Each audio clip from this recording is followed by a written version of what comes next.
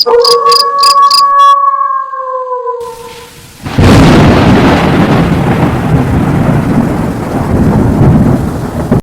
हूँ सोरीन और आप सुन रहे हैं सोरीन हॉरर स्टोरीज, जहाँ हम आपको सुनाते हैं सच्ची, खौफनाक और दिल दहला देने वाली कहानियाँ।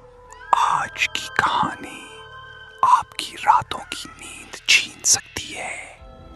लाइट्स बंद कर दें, हेडफोन लगा लें और तैयार हो जाएं एक और सच्ची और पुरस्कार कहानी के लिए। ये वाकया है हमारे भाई रेहान कुरैशी का।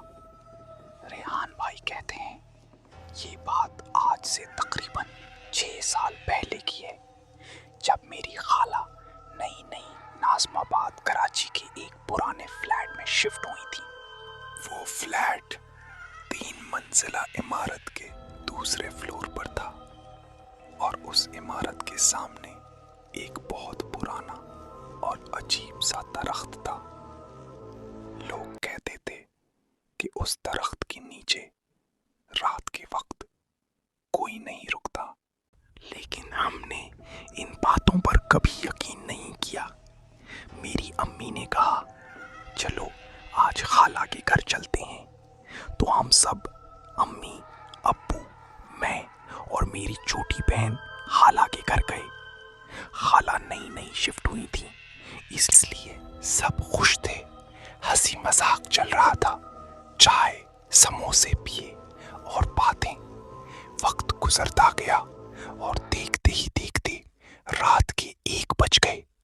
सर्दियों की रात थी, बाहर हवा जोर जोर से चल रही थी, खिड़की के शीशे हिल रहे थे और उस दरख्त की शाखें खिड़की से टकरा रही थी। ठक ठक ठक, ये आवाजें दिल में अजीब सा खौफ पैदा कर रही थी। मेरे अब्बू खिड़की के करीब गए और बाहर झांका।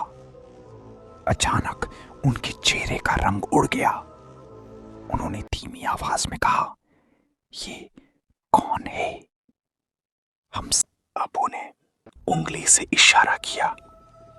हम सब ने खिड़की से बाहर देखा और मेरे जिस्म में जैसे करंट दौड़ गया। दरख्त के नीचे एक औरत खड़ी थी, सफेद कपड़ों में, बाल बिखरे हुए और गोद में एक बच्चा। वो बिल्कुल साकित खड़ी थी, ना हिल रही थी ना हरकत, बस हमारी तरफ देख रही थी। उसकी आंखें हल्की हल्की चमक रही थीं। मेरी बहन डरकर अम्मी से लिपट गई। मैंने कहा, अब्बू ये इतनी रात को यहाँ क्या कर रही है? खाला ने घबरा कर कहा, मैंने भी 2 दिन पहले इसी औरत को देखा था। ये सुनते ही कमरे में खामोशी छा गई। मेरे अब्बू बहादुर आदमी थे, उन्होंने फौरन कहा, मैं जाकर देखता हूँ।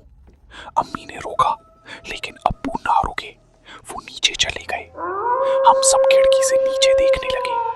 जैसे ही अब्बू दरख्त के करीब पहुंचे, वो औरत अचानक भागने लगी, लेकिन उसके कदम जमीन को छू ही नहीं रहे थे। वो ऐसे भाग रही थी जैसे हवा में तैर रही हो। मेरे अब्बू भी उसके पीछे भागे और फिर एक ऐसा मंजर देखा जो आज तक नहीं भूले। वो औरत अचानक हवा में धुंध की तरह तहलील हुई और गायब, बिल्कुल गायब। मेरे अब्बू वहीं रुक गए, उनके कदम जैसे जम गए हों। वो कुछ लम्हे वहीं खड़े रहे, फिर आहिस्ता आहिस्ता वापस ऊपर आए। उनके चेहरे पर खौफ साफ नजर आ रहा था। मैंने पूछा, अब्बू क्या हुआ? उन्होंने पानी मांगा। पानी पिया और कांपती आवाज में बोले, वो इंसान नहीं थी। हम सबके रोंगटे खड़े हो गए। उसी रात खाला ने बताया कि जब से वो यहाँ आई हैं, रात को अजीब आवाजें आती हैं। کبھی بچے کے رونے کی آواز، کبھی درخت سے کسی کے ہنسنے کی، اور کبھی کھڑکی پر دستک، ٹک ٹک ٹک۔ اگلے دن میرے ابو محلے کے ایک بزرگ کو لائے۔ انہوں نے گھر میں دم کیا اور بتایا کہ یہ درخت بہت پرانا ہے اور شاید یہاں کسی جنی کا بسیرا ہے۔ انہوں نے درخت کے نیچے کچھ پڑھ کر پھونکا اور کہا، رات کے بعد کھڑکی نہ کھولنا۔ اس دن کے بعد وہ عورت کبھی نظر نہیں آئی، لیکن خالہ آج بھی کہتی ہیں کہ کبھی کبھی رات کے 1 بجے بچے کے رونے کی آواز اب بھی آتی ہے اور درخت کی شاخیں کھڑکی سے ٹکراتی ہیں، ٹک ٹک ٹک۔